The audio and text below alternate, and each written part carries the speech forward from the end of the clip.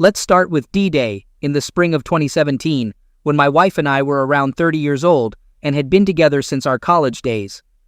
We also had a child in elementary school. Initially, I suspected my wife of having an affair, but when I expressed my concerns, she immediately denied it. Over time, my fears were confirmed, and I confronted her with evidence. Despite her persistent denial, she eventually confessed, crying and asking for forgiveness. At that point, I felt like demanding her immediate departure and starting the divorce process. It's crucial to share how the events leading to the revelation of her infidelity unfolded.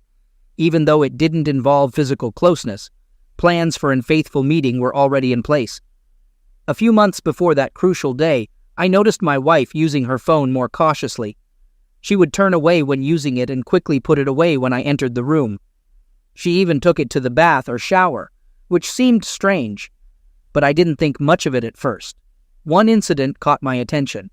We used to freely share our phones, but the day I wanted her number to find a new restaurant, something seemed off. I suggested going to a new restaurant, but my phone was charging. Curiosity got the better of me, and I asked for her phone number. When she asked why, I explained, but she held onto her phone while showing me the menu. This, along with other behaviors, raised my suspicions. After pondering for days, I finally asked her directly if something was going on with someone else. She reassured me, citing a friend's personal issue and the need for privacy.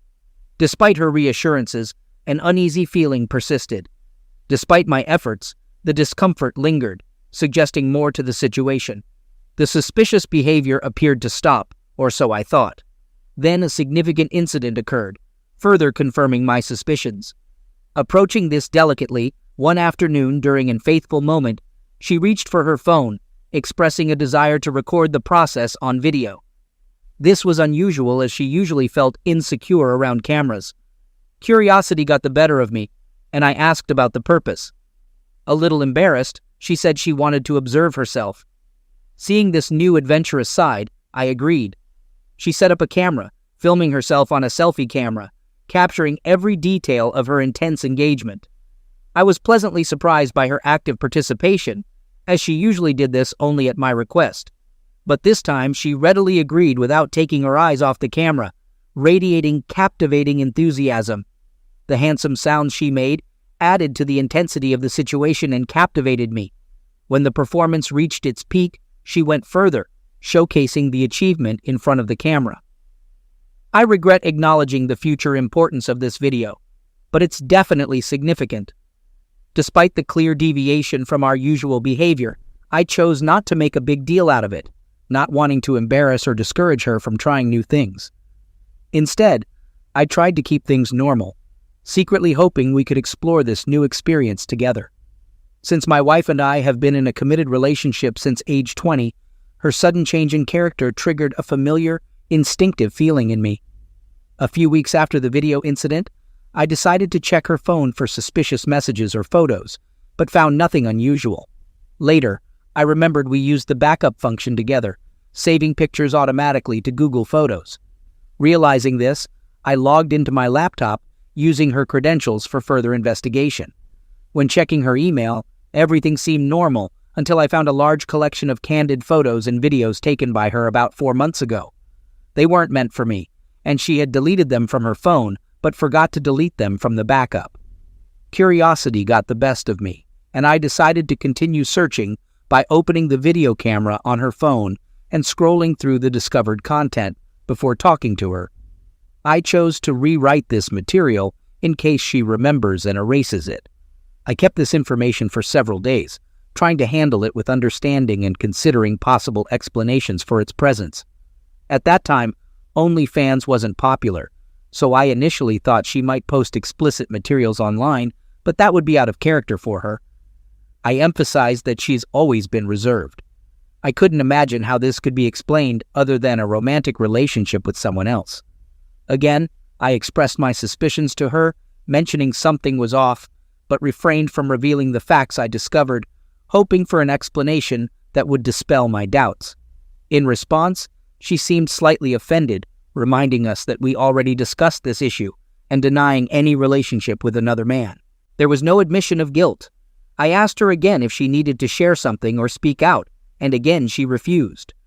Before this conversation, I got access to her Google account again, so I presented her with all the information I gathered and demanded an explanation about the contents of her Google account. Her initial reaction was surprised, but she quickly composed herself. She accused me of ruining an unexpected anniversary gift she had planned for me. Knowing that we both travel a lot, she wanted to give me something interesting for our time apart, but I remained skeptical and decided to play a bluff. I told her I had access not only to her Google account, hoping this would make her confess the truth on my ultimatum to leave if she didn't. She couldn't hold back her tears and insisted everything was not as it seemed.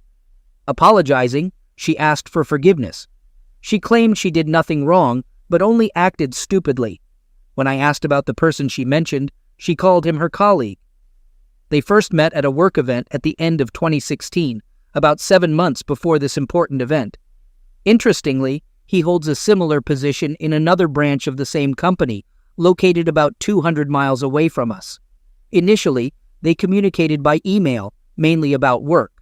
After exchanging numbers, she emphasized that, given his extensive experience in this position, her only intention was to get professional advice and share tips. It was her recent promotion to a similar position that triggered more personal topics in their conversation, and he began to flirt, to which she willingly reciprocated. Realizing the need for privacy, he suggested moving their communication to an encrypted messaging app. From my perspective, this man seemed to have a tendency to pursue married women, which was unpleasant to me. The initial messages were deleted, so I never saw them, but the rest of their conversation was saved in the messaging app they used. When I said I wanted to watch, she resisted and tried to talk me out of it emotionally. At the same time, I reminded her that I was ready to leave if she wasn't completely honest with me. Eventually, she reluctantly opened the app and handed it to me, curling up with her head in her lap. The content of the messages was explicit, filled with provocative photos and videos. Both participants were excited about an upcoming summer work event where they planned to spend 2 nights in a hotel, detailing shockingly graphic messages about what they intended to do. Continuing to read, my thoughts went back to the earlier video. I asked if she had sent him the video, and in response, she burst into tears. Trying to gather more information, I scrolled through the conversation until I found a video. To my horror, they were exchanging numerous notes discussing him. He expressed pleasure from indulging in pleasure while watching the video, and she replied that it turns her on. This revelation deeply offended me. It wasn't just about sharing a faithful video, but also emotional betrayal.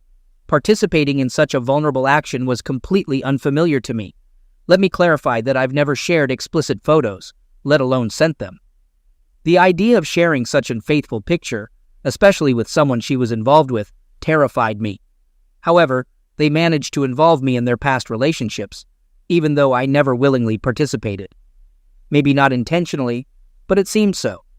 Now, thinking about it, I realize with deep regret that I was just her replacement and an equal participant in that video. I realized that all those worries and experiences I expected were directed solely for his benefit, not mine. So I made the difficult decision to leave and informed her about my desire to divorce. Despite her moving out, she insisted on reconciling. To get a grip on the situation, I consulted with several divorce lawyers who informed me that a settlement agreement would inevitably lead to a significant decrease in my financial well-being and joint custody of our child. After carefully studying my financial capabilities and having numerous conversations with my parents, I came to this conclusion. Turning to my colleague for advice and trusting my friends, I concluded that divorce is the most appropriate option. I believed that I could overcome financial difficulties reasonably soon, allowing me to retire as planned. Additionally, I believed that my daughter's well-being would be better if she had contented parents, even if they were no longer married. When I finally reached out to my wife to tell her about my decision to start divorce proceedings, she surprised me by offering a deal. She suggested a year-long trial separation, during which we would have time to cool down and restore the relationship. After seeking advice from a marriage counselor, I reconsidered the situation. If I chose to move on, the consultant would be ready to facilitate the divorce process, providing equal custody of the child and a more favorable distribution of property. After careful consideration, I agreed to this decision. I made it clear to my wife that I intended to approach our separation as if I were single. Given the length of our relationship and my limited experience when we first started dating, I felt that I needed to gain more life experience to make an informed decision about our future. I expressed my dissatisfaction with her behavior and made it clear that if she considered it unfair or felt uncomfortable in such an unequal position, then we could think about divorce. Although it was unpleasant for her, she understood my point of view and eventually agreed. Soon after, I started dating other women, including a romantic relationship with a woman I met at the gym that lasted several months. It seems that my wife doubted the sincerity of our relationship. She didn't handle the situation properly. During our first marriage consultation, we introduced ourselves and discussed our circumstances. The marriage counselor asked about my dating status, to which I replied affirmatively. In response, my wife made the following remark: "I don't see the point in us going through this if you're dating other women." After the session, I agreed with her opinion and expressed the belief that marriage counseling might not be a useful idea. She subsequently apologized and retracted her words. I told her we could revisit the idea later. Over the next few months, she periodically, often late at night, sent me messages asking why I had treated her this way and whether I had not punished her properly. After about a year and a half, I began to consider the possibility of reconciliation. We successfully engaged in co-parenting and spent time with our daughter as one family. Besides, the dates were incredibly dull. Perhaps it was premature, but disappointment overwhelmed me. After numerous dates and even second and third dates, I realized that I couldn't imagine anything more than casual relationships with the women I dated. As a result, having been divorced for more than a year, I decided to end my dating. This choice allowed me to spend more time reconnecting with my wife. In early 2019, I asked her to move in with us to rebuild our family, bringing great joy to my daughter. Our relationship restoration centered around our shared commitment to raising our child. As a mother, I trust her implicitly. She's excellent, and I have full confidence in her ability to make sensible financial and medical decisions on my behalf if needed. However, our romantic love hasn't rekindled, and unfortunately, I no longer feel a deep sense of gratitude for having her in my life. While some aspects of our relationship aren't ideal, it doesn't diminish my overall happiness. I've held on to hope for a long time, but it's been over 4 years since our reconciliation, and it seems things won't get much better. Nevertheless, I'm content fulfilling the roles of a responsible partner and devoted father daily. This used to suit me well, but recent events brought discord into our relationship, leaving me feeling depressed and lost after the betrayal. I'm really counting on the support of others. My best friend and I have been inseparable since our teenage years, attending all significant events together, from proms to weddings and even the birth of our children. Despite the busy life, we managed to find time for joint sports several times a week. During the tough times of separation from my wife, he provided support, checking on me daily and ensuring I took care of myself. He even monitored my drinks intake.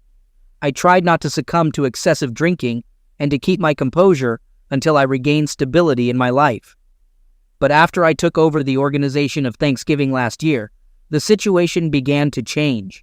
He became distant, often canceled our classes at the gym, and generally avoided communication. At first, I attributed this behavior to being busy during the holiday season, given the family and work responsibilities that usually consume all of us at this time. From time to time, I contacted him by SMS to find out how he was doing, but his answers usually came down to short messages or a simple thumbs-up emoji. I didn't attach much importance to this. Perhaps he just needed personal space. I tried to communicate with him and convince him of my sincere care and support. But in January, my wife confronted me with the fact that I had not informed her about the divorce of my closest friend and his wife. I was completely unaware of the situation she was talking about. As it turned out, my friend's wife turned to my wife with a request to help her overcome infidelity and convince her of the need to work on their marriage. In response, my wife just offered her typical advice. She stressed the importance of qualities such as transparency, patience, and respect, and even advised me to read something. But I was struck by his reaction to someone else's situation. Despite the obvious irony in her answer, I refrained from expressing my thoughts. It was very sad for me to watch the pain they caused. Like everyone else, I knew about the difficulties they faced and could not understand why they did not turn to me for support. After all, this man gave me incredible support during my wife's infidelity, and I thought he should have known that I would never condemn him. Driven by my anxiety, I started reaching out to him, inviting him to the gym or for a drink, hoping to find solace. We were engaged, for example, in a game of disc golf, but it took a long time to persuade him. When we met, his attitude towards me was far from warm. He seemed terse and unfriendly, but as we talked, he gradually began to tell his story. He said that at some point, his wife told him that they should live separately, as I did. She even suggested that extramarital affairs are common in many marriages. His wife's disbelief in his fidelity led to the fact that he began to think about divorce. It was obvious that he partially blamed me for the current situation. The pain inflicted on me was as sharp as a blade. The mere thought that I had played some role, even the most insignificant, in the cruel fate of my friend's betrayal, caused almost as much pain as the discovery of my wife's infidelity. Did my decision to stay with my wife somehow affect this outcome? Does forgiving infidelity mean that it becomes more tolerable? Is there anything I can do to help my friend? I tried to explain why I decided to stay, emphasizing that our relationship had become purely practical. Our marriage no longer resembled what it was before. However, his indifference didn't confuse me. I believe he has every right to be angry, and I sympathize with him. The recent incident reopened old emotional wounds, significantly worsening my relationship with my wife. It's been 2 months since our last faithful moment, and even making eye contact or engaging in physical touch has become challenging for me. The thought of divorce has started crossing my mind again, but fortunately, my daughter is grown up now and can handle the potential consequences. I think she's reached an age where she can express her wishes and opinions about our family situation. I have complete confidence in my wife's ability to be a great co-parent, irrespective of our relationship status. I feel a strong sense of guilt and depression about how much we've regressed, and I'm somewhat disgusted by my own actions. Have any of you ever felt this overwhelming sense of guilt, especially at such an advanced stage? How did you cope with it? Logically, I understand I'm not to blame, but his criticism puts a lot of pressure on my conscience. I can't support him the way he once supported me. I'm genuinely at a loss about what to do. Any advice or words of support would be greatly appreciated. I can't help but wonder if cheating has permanently damaged the part of me seeking connection and closeness. After our conversation, I felt emptiness and the absence of any real essence. I remember lying in bed one weekend, contemplating the lack of emotions I should be feeling. Despite being with an amazing woman, experiencing a tender and charming moment, an inexplicable emptiness prevailed within me. I longed for the deep connection and closeness my wife and I once had, but it never surfaced. This inability to feel burdened me with guilt and deep self-doubt. When my wife and I reconciled, I hoped to regain the deep satisfaction and connection we once shared. Despite the physical aspect being enjoyable, there's no true satisfaction in it. It feels like I'm just going through the motions and not experiencing a genuine connection with my wife. Since I last expressed my concerns, there has been some improvement in our relationship. We've had several conversations, and I must commend my wife for her insight and intelligence in understanding what was bothering me.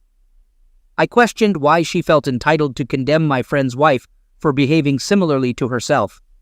She adamantly denied the similarity, claiming Mike's wife had repeatedly cheated while she had never done so. It was clear she had convinced herself she never intended to cheat with a third person. I reminded her of our previous conversations, to which she replied something like this: "I made a big mistake and allowed myself to get carried away by the moment, even though I had no intention of doing anything. She just doesn't get it, or maybe I don't understand it. On one hand, I recognize our situation could have been worse, but on the other, the guilt still weighs on me. At least we're communicating now. Some people suggested psychotherapy, but we never went to marriage counseling after the first session. However, my wife attended individual therapy sessions during our separation. My family has faced challenges with mental health treatment, and my grandmother's mistreatment by mental health professionals during a less understanding era left a lasting impact on our perception. This has become a significant obstacle for me in seeking help for myself, and I'm unsure how to overcome it. Regarding Mike, I decided to give him the space, as you all recommended. I reached out to him through text, expressing my support, apologizing for his current difficulties, and assuring him of my presence and support. In response, he gave me a thumbs up, indicating he needed my help. I can't help but feel sorry for him and would like to offer support. I'm grateful to all of you for being an umbrella for me, because I can't share these things with anyone in my life. They either condemn me or condemn my wife, which isn't good for anyone. I would greatly appreciate any advice or words of support. On another note, tonight was an unexpected development. For the first time since the new year and the incident with Mike and his wife, after finishing work, she drank several glasses of wine. From the start, she exuded undeniable beauty that has always captivated me. Lately, my desire for physical release has been increasing rapidly. Complicating matters, her infidelity revealed that I'm not an integral part of her past life. Perhaps I'm just a preference, not an absolute necessity, meaning if I can't satisfy her desires, someone else undoubtedly will. There was no tenderness or closeness in this meeting, just dark, desperate, and even primal energy. As soon as she reached the end, the immediate desire was to take a shower, which I did. Unfortunately, her feelings were hurt, and they would have been hurt even more if I had rejected her.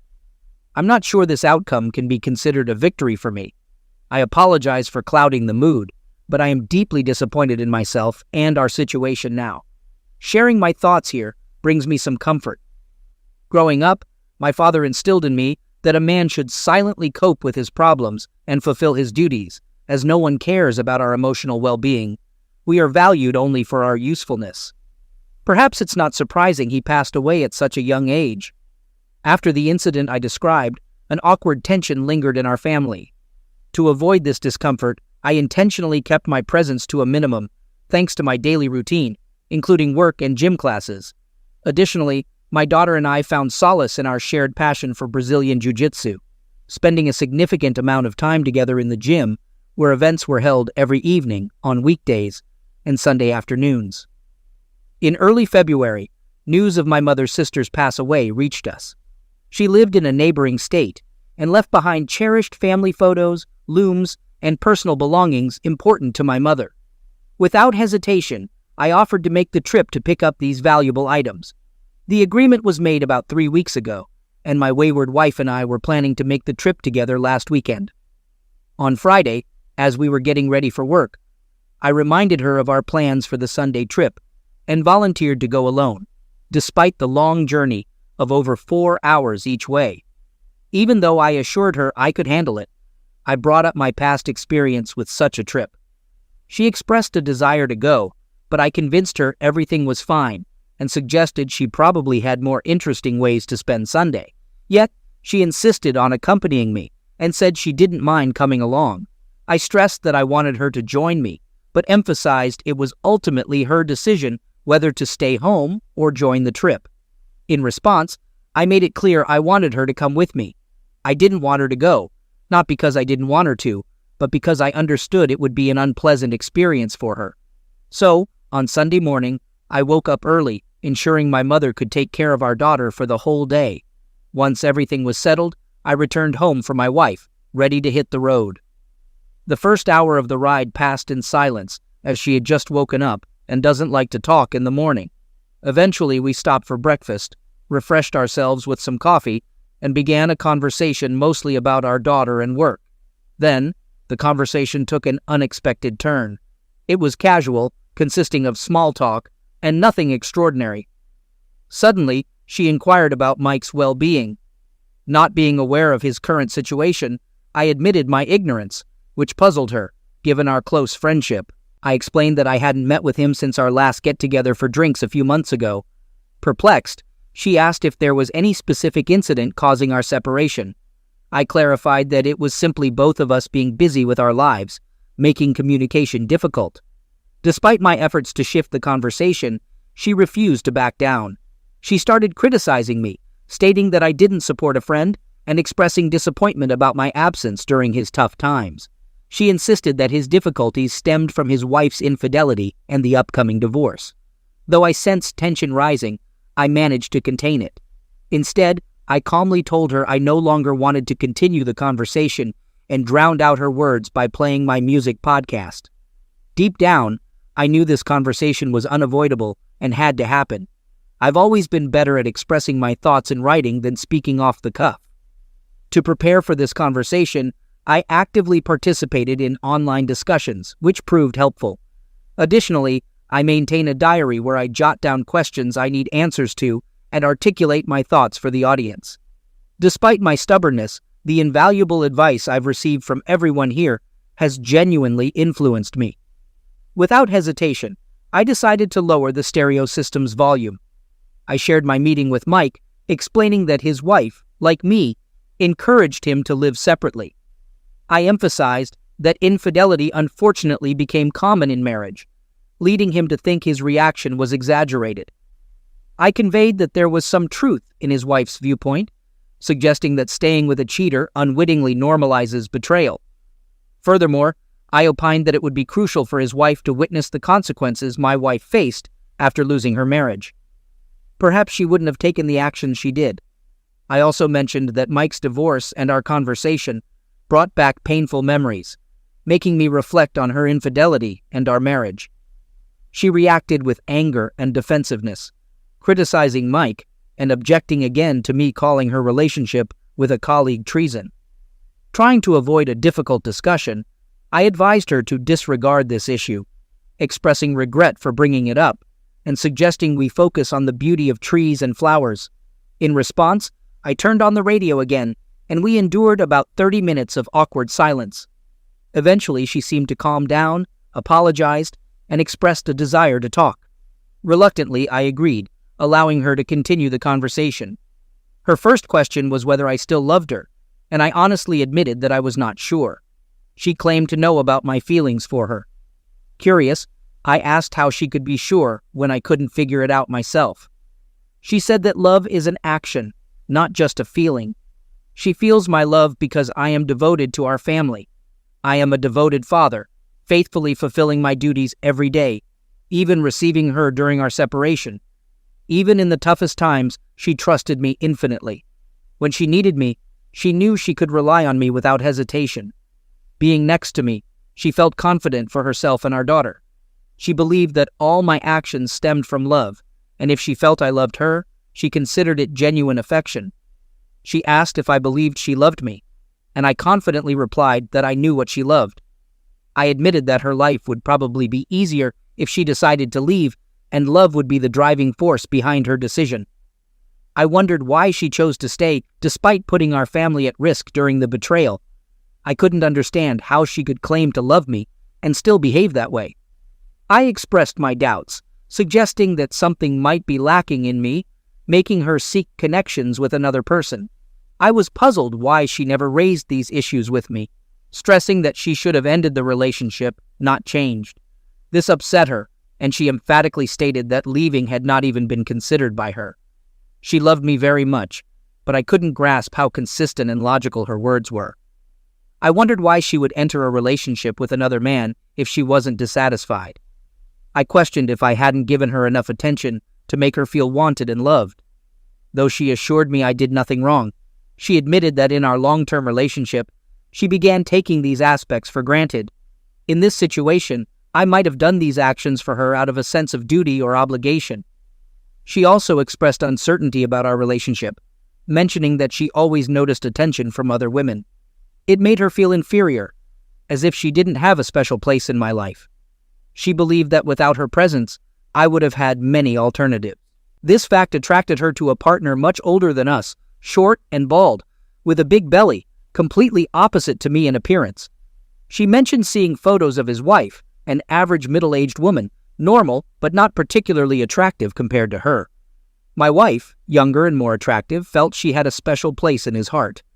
Thanks to his undivided attention, she felt incredibly confident and valuable. She found great pleasure in the intense, almost obsessive desire he felt for her. She understood she was the only one causing such strong emotions in him.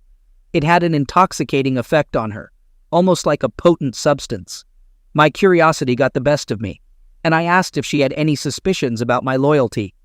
Surprisingly, she firmly denied any concerns, trusting my loyalty and devotion, believing I wouldn't betray her. However, when I dated other women during our breakup, her perception drastically changed, leading to a violent reaction. I questioned why I wasn't deserving of the same loyalty. She insisted she was loyal and devoted, stressing she would never change, but I reminded her of messages planning a physical relationship during a company event. To my surprise, she dismissed it, claiming to boost his ego, and the company wouldn't send her this year. She did it to support his faith and ensure a constant flow of attention. Curious, I asked if she was attracted to him. She grinned and denied it. Expressing my confusion, I explained her statement seemed contradictory. In response, she compared her SMS relationship to the man's use of explicit content to boost energy levels. There's enthusiasm and anticipation around her and his partner, indicating a strong bond, but it doesn't mean a lack of love. This contrasts with someone discussing their love partner, feeling cheerful and inspired by attention. As a result, her connection with me became even more pleasant. This made me reflect on how intense our relationship was. Before day, she talked about her feelings with great enthusiasm. According to her, this connection played a crucial role in boosting her self-esteem. She made it clear that her relationship with him had nothing to do with these feelings. It became obvious that these were the very problems she diligently addressed in therapy. However, I've never turned to a therapist because it's always been a difficult topic for me. Mental health problems were common in my father's family, who suffered from serious illnesses. Despite his condition, he managed to function well most of the time, experiencing occasional bouts of delirium. In contrast, his mother's condition was much more severe, leading to repeated placements in psychiatric clinics. Witnessing how his mother was subjected to extremely cruel and inadequate care, my father developed a distrust of mental health professionals. As a child of a father who feared doctors and hospitals, I also developed a deep-rooted distrust of mental health professionals. The constant worry that my father would be suddenly separated from his family during bouts of illness filled me with anxiety. Fortunately, I managed to avoid the same problems that my father and grandmother had. Having passed the age when symptoms usually appear, I became more inclined to ignore emerging signs. I decided to abandon the idea of marriage counseling after one meeting with 2 psychotherapists left me extremely uncomfortable. Now, I don't know how to overcome the emotional burden I carry. Perhaps therapy could be beneficial, but I'm afraid my spouse can only share what's beneficial to her. It's a dilemma. When we arrived at our destination, we started packing my aunt's belongings. Spending time with my uncle has become a routine, but there's always a strange feeling when sorting out someone's things after they pass away. The first time I felt this was when my father passed away. It struck me that all their possessions remained, but they were no longer there. Their whole life fit into objects, many of which might seem insignificant to us, but were important to them. Unfortunately, we'll never grasp the reasons for their attachments. In a somber atmosphere, we returned home, reflecting on the challenging process of sorting out my aunt's things, going over our detailed conversation, feeling its weight, exhausted by the long day. We delved into our relationship and contemplated seeking marriage counseling. Despite my doubts, I promised her to seriously consider this idea. I'm unsure how to interpret the details of her affair and the person involved. Should I trust her story? And even if I do, will it bring me any comfort or upset me more? I'm not sure yet. Our conversation went deeper than before, and driving played a role, allowing us to open up without looking into each other's eyes. It was almost like being in a confession booth. Opening up about some problems seems more pleasant. Maybe this will help us move forward, whether it strengthens the marriage or leads to a breakup.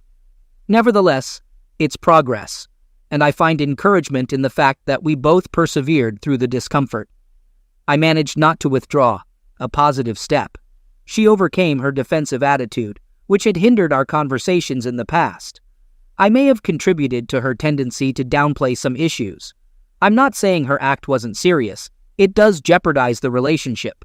However, in my view, Mike's wife's infidelity was much more severe. She had an affair with a mutual friend they spent time with, a friend her husband also considered close.